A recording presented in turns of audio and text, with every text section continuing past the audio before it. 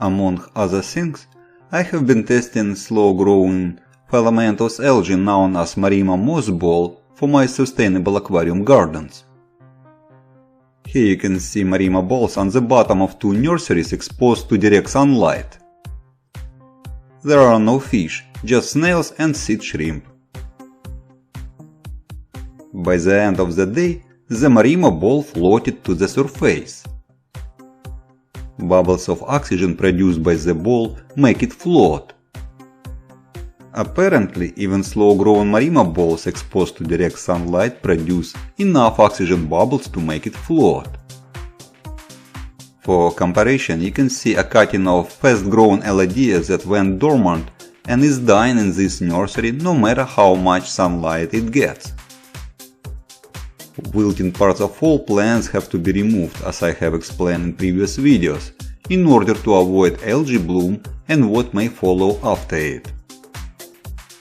Aquariums with fish should never be left exposed to direct sunlight. Plants exposed to less light produce less or no oxygen. As a matter of fact, left without light, plants consume oxygen. But anyway, I have never seen Marima balls float in my aquariums with fish. Perhaps fish swimming around knock off those oxygen bubbles off of the Marima balls. We can make Marima balls, or any plant for that matter, look like they float even without oxygen bubbles. Here I pull out a Marima ball and squeeze it slightly to remove accumulated dirt from inside of the ball. I do it once every couple of months to keep Marima balls growing healthy. You can drop the clean ball back in the aquarium. This ball is actually large enough for me to split it into 4 small parts. That's how easy it is to grow Marima balls, though it takes time to grow them. Give the balls a roughly rounded shape.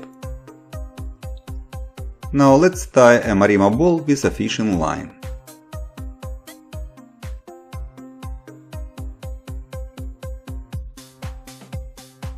The Marima ball goes inside of the aquarium.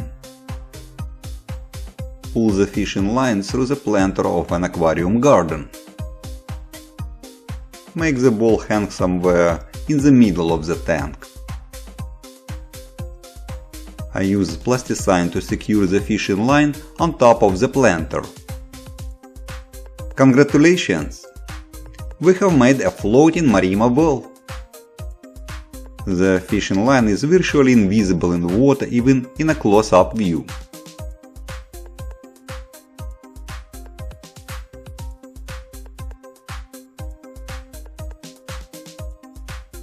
We can put a number of Marima balls on one fishing line. Leave a couple centimeters of space between balls.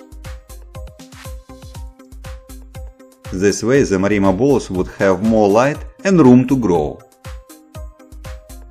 Also, the fishing line makes it easy to pull balls for cleaning. I put the chain of 3 Marima balls back in the same 3-liter aquarium garden. Secure the end of the fishing line on top of the planter. Give it time and you will have many more Marima balls.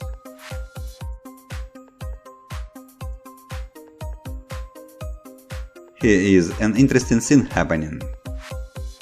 A larger Marima ball anchored with a small shell floats up in a nursery without fish. Check my previous video to see how I set this one up. Marima balls in aquariums with fish and plants usually stay on the bottom with no chances to float, accumulating dirt and eventually falling on parts if you don't clean them in timely manner, as in this aquarium for example. Some parts will die and some will grow, but it looks messy for now. Cleaning Marima balls is a sure way to prevent it from dying. Making floating Marima balls also helps in this regard by providing more light and space for them to grow. And we can actually make Marima balls float simply by placing them on top of other plants. Simple like that.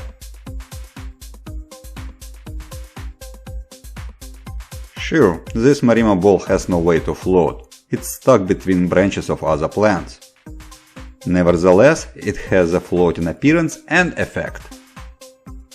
Floating or suspended Marima balls make any aquarium look better and healthier. And all tiny aquatic creatures love them. Have fun and happy Marima balls!